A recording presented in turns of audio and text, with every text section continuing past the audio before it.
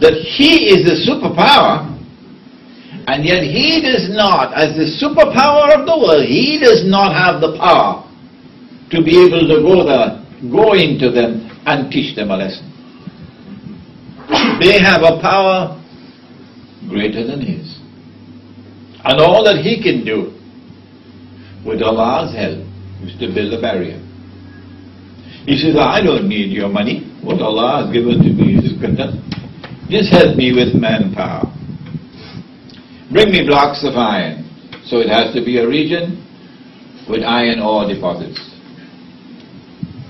That is the Caucasus Mountain around there. And after he had cut the iron blocks and put them, and the mountain pass, the Quran describes فَلَمَّا سَاوَ بَيْنَ السَّدَفَيْنِ. Sadafain. Not by accident. The clues are coming one after the other, so fast they're coming. If you take a shell and you open it, you get Sadafain. This side and that side joined at the bottom. Like this. So Dhul Qarnayn is describing to us the shape of the pass, Sadafain, like the sides of an open shell that are joined at the bottom. That is, up to this day you can go and see the same shape is there. It's called the Darial Gorge. We are on very firm geographical foundations here. Very firm. So he builds the barrier with blocks of iron. We don't have to go and search for the barrier in Singapore. No! That's where it is. And after he hit the barrier, it's not called Sad anymore. The Sad is a barrier to patch something. It's now called Radam, which is like a dam. You build to create a dam. This is important. It's important because in the hadith you'll not find the word Sad, you'll find the word Radam. Good. After he built it, he said, now blow with your bellows. Build a fire, blow with your bellows. And now he poured kittle, molten copper, on the barrier, and Masabo, who is the engineer here, will tell you it prevents rust. After the barrier was built, Gog and Magog could neither penetrate nor could they scale the barrier. Then Dhul Qarnayn said, هَذَا رَحْمَةٌ مِنْ رَبِّي. This barrier is constructed successfully with Allah's help as mercy from Allah. هذا رحمة من ربي فإذا جاء وعد ربي جعله دكا. Could Alexander, who worshipped the Greek gods and goddesses, could he say this? Huh? When will they wake up? He said, when that time comes of which my Lord has won, He is going to bring down this barrier. He is going to do it. وَكَانَ وَعْدُ رَبِّ حَقًّا. And then the warning of my Lord will come to pass. Gog and Magog are going to be let loose in the world. And since they have PhDs in facade, now we understand. The demolition job going on around the world today can only have one explanation, only one. This is the explanation. When they are released into the world, what kind of world will it be? This is why you have the word Qarnayn. two horns or two ages. If you take the two ages as the meaning, that was one age. And what a world it could have been. And now this is the second age.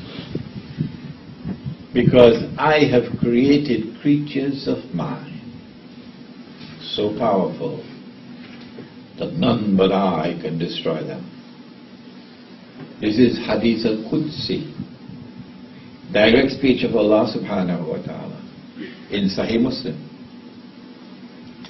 And so power in the world now, power in the world, power which cannot be challenged, no, will now be released, and this power will rest on foundations which have to be godless to be agents of fasad. Because godly people, righteous people don't act in that way. And so power will now be used in a manner which is opposite from that first stage. In that first stage, power rested on the foundations of faith, and power was used to punish the oppressor. Remember? And now power will be used, power which rests on foundations which are godless, power will be used to oppress. Are you beginning to understand the world in which we live today? That one is a power you can trust because it is on foundations of godliness. And anyone who has the truth in his heart must have the truth on his lips. So you can trust him. But now this one, there are three categories of lies. Did you know about it? There are lies, and then there are great lies, and then there is 9/11.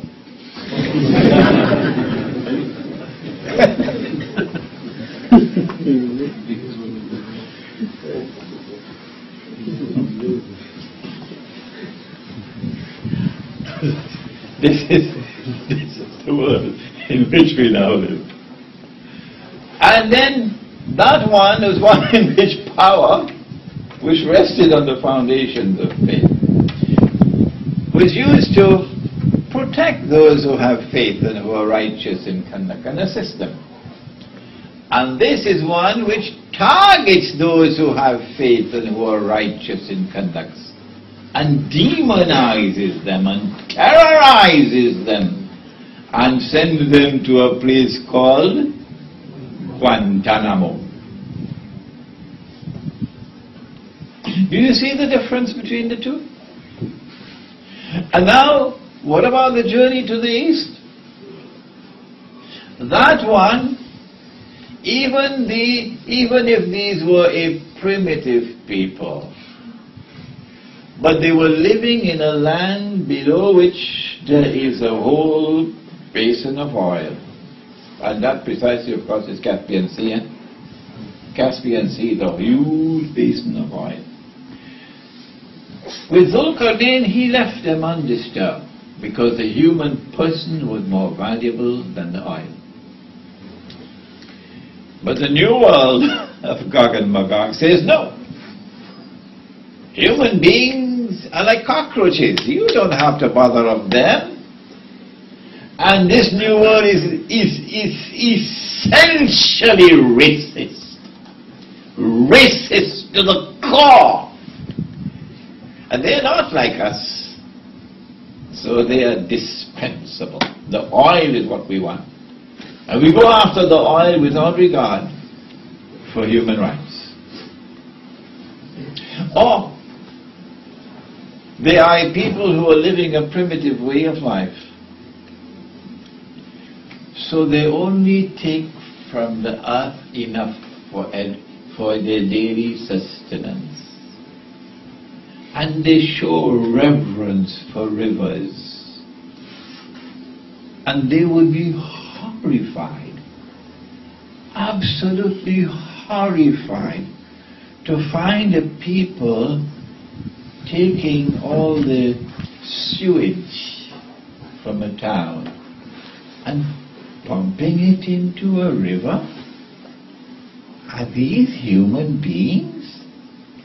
Or are they some satanic force?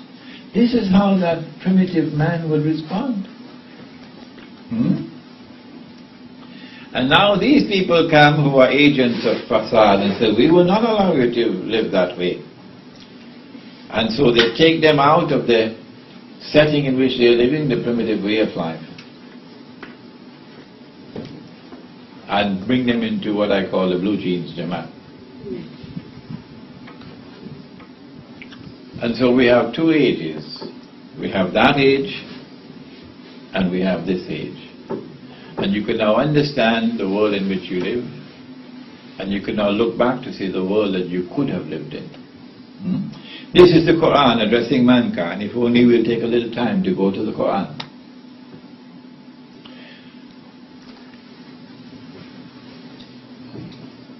Have they been released? Or are they still behind the barrier? Nabi Muhammad alayhi salatu wasalam is asleep at the home of his wife Zainab radiallahu ta'ala anha. And he sees something in his sleep, and the hadith is in Sahih Bukhari, I think about 6-8 times. Different versions. He sees something in his sleep which is terrible, terrible, terrible, terrible. And he wakes up from his sleep, it's a vision, and his face is flushed red. What did he see? And he says to her, وَيْلٌ لِلْعَرَبِ مِنْ شَرٍ قَدْ اقْتَرَبَ. Woe unto the Arabs because of a great evil which has now been released. Now it's close upon them. And then he raised his hand like this, and he said, today a hole has been made in the radam. That's the word used, radam, that Dhul Qarnayn built, because they had asked for a son, and he built a radam. So Nabi Muhammad alayhi salatu wasalam uses the word radam. Today a hole has been built, indicating that the release of Gog and Magog, which can only take place when Allah chooses. فَإِذَا جَاءَ وَعْدُ رَبِّ جَعَلَهُ دَكَّاءَ. The release has now commenced, so the barrier is going down.